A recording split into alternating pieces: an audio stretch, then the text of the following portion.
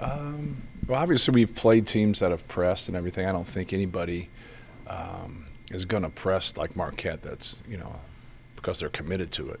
I think other people that do press are just trying to kind of figure it out, and if it helps them in a game or it helps them in a year, they will. I know he didn't press as much when he was at Texas just because he had more size and it's harder to. But from last year and watching tape and everything, he's back to where he's committed to it, even though there's some differences.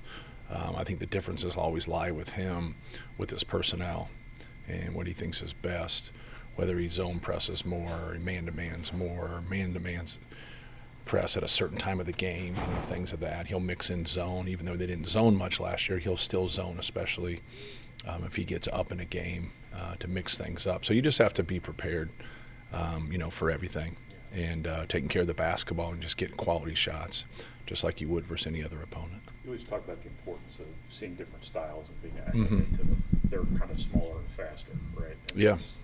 That runs counter to maybe some of the things you do. Well, it's not as much as what we do. It's as much as what we've seen so far. So we've played Cincinnati. We've played Milwaukee. You played Austin Peay. So we've played some athletic teams that play fast also, that have good quickness and athleticism. So that's what you try to do with your schedule. Sometimes it works, sometimes it doesn't, is to just keep preparing yourself for each game. This will be a very difficult game, but no matter what, it'll definitely prepare us for the next game when we have to play West Virginia. And anytime you play West Virginia, that's going to prepare you, for your following. So that's what you want. You want to keep getting better.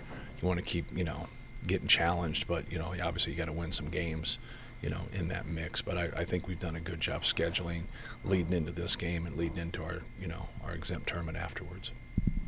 Just having David back in a more prominent role now that he has a game under his belt after the. Yeah, I think it was. Will help with the process. Yeah, I think it was good for him to get out there and play some minutes. He played 15 minutes, but that's really a lot of time for someone who hasn't practiced in a week. But it just kind of shows his toughness, that he's been able to bounce back. He's had two different things happen to him, and he's bounced back in both of them and got out there in that one scrimmage and didn't have a great scrimmage, but was really banged up.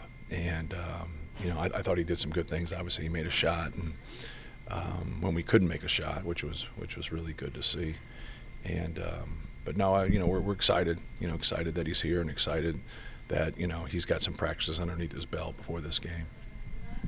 I know that you always want to get the best shot you can as quickly as you can, but when you're attacking transition, when you're trying to beat a press, do you want the quick free, or do you want to make sure that your offensive rebounders, who've been really good so far, have a crack at it? Yeah, you want layups, dunks, and wide open threes. That's what you want. You don't want runners, floaters, and tough twos. But your offensive rebounders are really good. That's where they are. So they're down there. They're not breaking the press.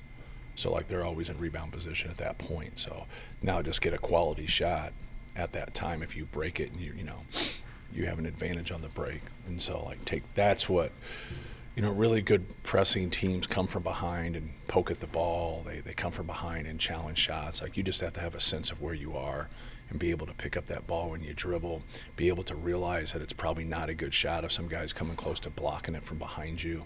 You just have to have that awareness, as a player. But that's really the breakdown of what you want to do. If you do get into position where you can break the press and you have numbers, you want to take those open ones and get layups and dunks.